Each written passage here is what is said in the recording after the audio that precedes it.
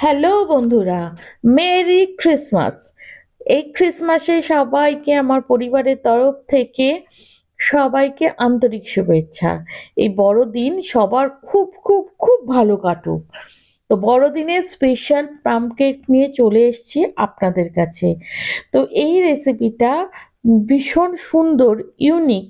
আশা করছি আপনাদের ভালো লাগবে। শুরু থেকে শেষ পর্যন্ত দেখুন, স্কিপ না করে ভিডিওটি, তা না হলে কিন্তু স্টেপ মিস করলে কেকটা এত সুন্দর হবে না। নমস্কার, আমি সোমা। আমার কিচেন 786 এর নতুন একটা পর্বে আপনাদের অনেক স্বাগত। আর রেসিপি ভালো লাগলে চ্যানেলটা সাবস্ক্রাইব করবেন আর বন্ধু বান্ধব আত্মীয় স্বজনদের মধ্যে শেয়ার করবেন। রেসিপির প্রথমেই আমরা বানিয়ে নেব ক্যারামেল। ক্যারামেল বানানোর একটা পদ্ধতি আছে, যারা নতুন তারা ক্যারামেল কিন্তু পুড়িয়ে ফেলে, যার ফলে কিন্তু কালো হয়ে যায়।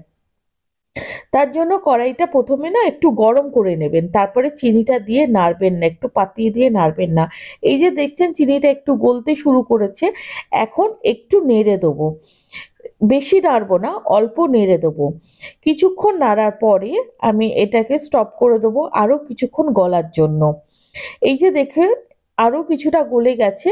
যখন একটু একটু করে গলবে তখন একটু একটু করে নাড়িয়ে দিতে হবে, তা না হলে তলার চেনিগুলো যেগুলো গলে যাবে সেগুলো কিন্তু পুড়ে যেতে পারে। এই সময় অনবরতই আপনাকে নাড়াতে হবে। দেখুন কালারটা চেঞ্জ হয়ে যাচ্ছে। এই সময় কিন্তু গ্যাসের জোরটা একদম লোতে রাখবেন, হাইতে রাখলে ক্যারামেল পুড়ে যাবে। এবার যে অনেকে বলে যে ধোঁয়া উঠলে বন্ধ করে দেবেন, জল দেবেন, সেটা কিন্তু করবেন না। এই ধোঁয়া ওঠার কিন্তু সঠিক টাইমিংটা আপনারা মেনটেন করতে পারবেন না। সেই কারণের জন্য গ্যাসের জোরটা একদম কম দিয়ে এইভাবে অনবরত নাড়তে নাড়তেই দেখতে পাচ্ছেন কালারটা কত সুন্দর এসে গেছে। যখন চিনিগুলো সম্পূর্ণ গলে যাবে তখন গ্যাসটা আপনারা অফ করে দেবেন, তা না হলে কিন্তু সেখানেও ক্যারামেলটা পুড়ে যাবে আর ক্যারামেলের সঠিক মানে কালারটা আসবে না। অল্প অল্প করে জল দেবেন। এবার যখন আপনারা বন্ধ করে দেবেন তখন আপনাদের এই প্রবলেমটা ফেস করতে হবে। এই যে চিনিটা দেখছেন, এই যে জমাট বেঁধে গেছে চিনিটা, এটা যখন আপনারা গ্যাসটা মিডিয়ামে দেবেন, দিয়ে যখন এটা ফুটতে দেবেন তখন দেখবেন এটা গলে গেছে। আচ্ছা, জল দিলাম, আমি যতটা চিনি দিয়েছি ঠিক ততটাই আমি জল দেব, দিয়ে কিছুক্ষণ ফুটিয়ে নেব। এই যে এই যে ডেলা যে পেকে আছে, এই যে দলা পেকে আছে, এটা কিন্তু এই যে ফুটতে শুরু করে দিয়েছে। এইবারে আস্তে আস্তে এটা গলে যাবে। এটা গলে গেছে আর আমারও বেশ খানিকক্ষণ ধরে ফোটানো হয়ে গেছে। এবারে আমি গ্যাসটা মানে ইন্ডাকশন অফ করে দিয়েছি। দিয়ে দেখুন এ কালারটা, এবারেই বুঝতে পারবেন যে সঠিক ক্যারামেলটা। এবারে এটাকে আমি নামিয়ে একটা জায়গায় রেখে দেবো।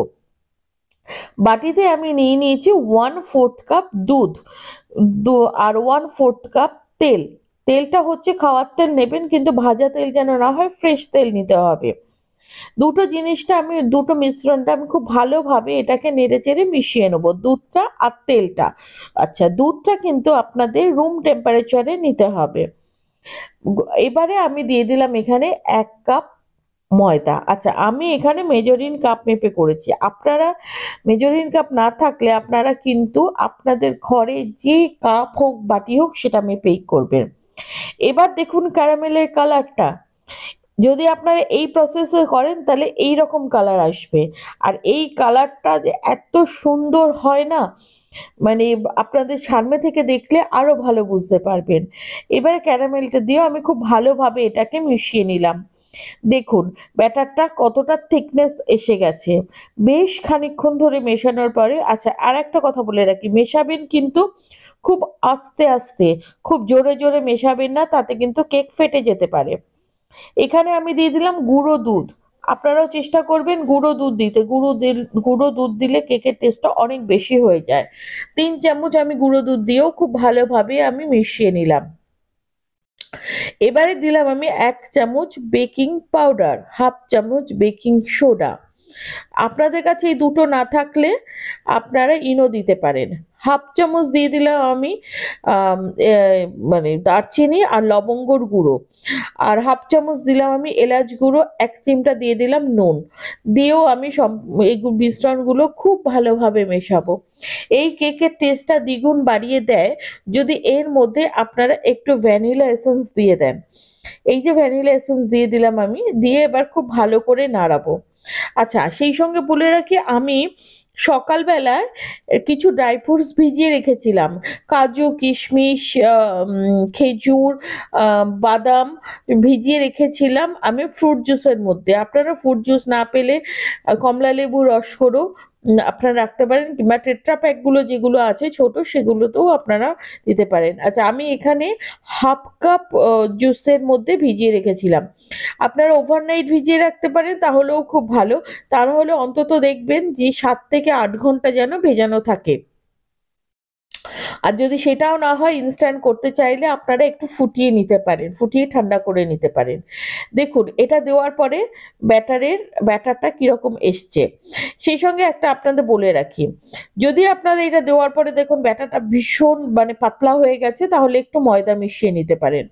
আমি আরো কিছু ড্রাই ফ্রুটস কেটে রেখেছিলাম, কিছু কাজু, কিছু কিশমিশ আর কিছু আমন্ড বাদাম, সেগুলোও দিয়ে দিলাম। দিয়ে খুব আলতো ভাবে আমি এটাকে নেড়ে নেব। আমার কেকের ব্যাটারটা একদম রেডি। কেকের ব্যাটারটা কিন্তু থিকনেসটা ভীষণ আপনারা লক্ষ্য রাখবেন, ঠিক এই ধরনের যেন থিকনেসটা আসে, তা না হলে কিন্তু কেকটা ভালো হবে না। আমি কেক টিনের মধ্যে নিয়ে নিলাম একটু তেল। আমি টিফিন বক্সের মধ্যে কেক করি, কারণ প্রেশার কুকারে এই টিফিন বক্সটাই আমার সেট হয়, সেই জন্য। আপনারা যে কোনো পাত্রে করতে পারেন, অ্যালুমিনিয়াম কিংবা স্টিলের পাত্রে কেকটা একটু তাড়াতাড়ি হয়। এবার কিছুটা তেল ব্রাশ করে নিয়ে আমি দিয়ে দিলাম ময়দা কোট করার জন্য। ময়দা দিয়ে আপনারা এরকম চারিদিক নেড়ে চেড়ে কোট করে নেবেন, কিংবা আপনারা বেকিং পেপারও নিতে পারেন। এবারে আমি পুরো মিশ্রণটা এর মধ্যে ঢেলে দেবো। মিশ্রণটা দেখবেন যে পুরোটা যেন ভর্তি না হয়ে যায়। আর যদি ভর্তি হয়ে যায় তাহলে আর কি করবেন, ওই অবস্থায় করবেন, কিন্তু তাতেও কিন্তু স্বাদের কোনো হেরফের হবে না। একটু ফাঁকা রাখলে খুব ভালো হয়।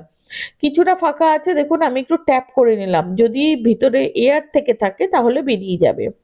কিছু কিশমিশ আমি রেখেছিলাম একটু ভিজিয়ে, সেগুলো আমি দিয়ে দিলাম।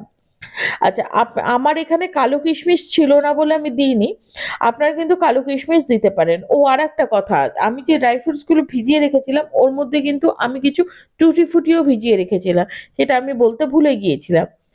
আমি প্রেসার কুকারে নুন ব্যবহার করি, নুন দিয়ে করি। নুনটা আমি প্রিহিট করে রেখেছিলাম 10 মিনিটের জন্য।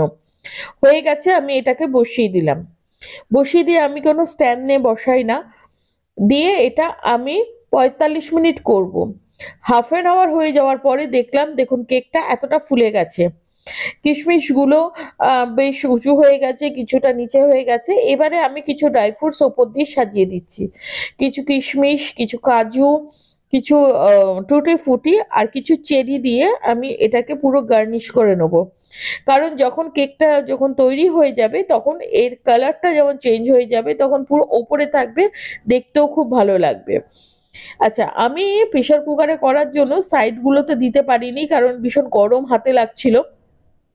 যদি আপনারা প্রেসার কুকারের পরিবর্তে কড়াইতে করেন তাহলে চারিদিকটা কিন্তু খুব ভালোভাবে সাজিয়ে দেবেন, তাহলে দেখবেন এটা ভীষণ সুন্দর হয়। এবার আমি ভালো করে দিয়ে দিলাম, দিয়ে এটাকে ঢাকা দিয়ে আরও আমি বেক করব আরও আধা ঘন্টা।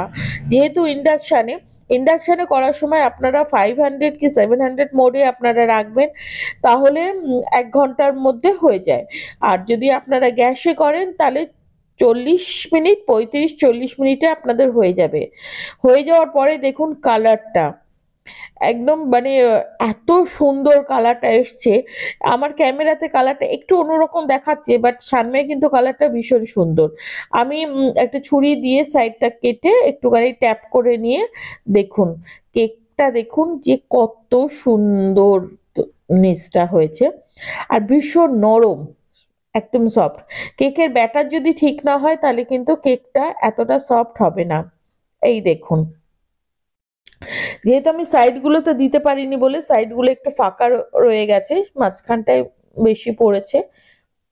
এবারে এটা আমি কেটে দেখাবো। দেখুন সফটনেসটা দেখলে, ও মাই গড, সফটনেস দেখলে আপনারা অবাক হয়ে যাবেন যে এত মানে সফট কেকটা। আর এই কেক যদি বাড়িতেই বানানো যায়, কেন পয়সা দিয়ে দোকান থেকে কিনে খাবেন কেক? একটুখানি সময় দিলেই এটা হয়ে যায়। সকাল রেডি করলে সন্ধেবেলা ক্রিসমাসে সবাই পরিবারের সবাই মিলে খেতে পারবেন। কেকের কালারটা দেখুন, দেখলেই আপনারা বুঝতে পারবেন কেকটা কতটা টেস্টি হয়েছে। আচ্ছা, আমি এখানে মিষ্টি আর দিইনি, কারণ ক্যারামেল আর ফ্রুট জুসের মিষ্টিতে হয়ে গেছে। যদি আপনাদের তাতে মনে হয় যে মিষ্টিটা কম, তাহলে কিন্তু আপনারা একটু চিনি দিতে পারেন। এই দেখুন, কেকটা আমি কাছ থেকে দেখাচ্ছি কতটা সুন্দর হয়েছে। তো এই ক্রিসমাসের ঝটপট আজকে বানিয়ে ফেলুন এই রেসিপিটা। আজকের মতো এই পর্যন্তই, দেখা হচ্ছে নেক্সট ভিডিওতে। ভালো থাকবেন, সুস্থ থাকবেন।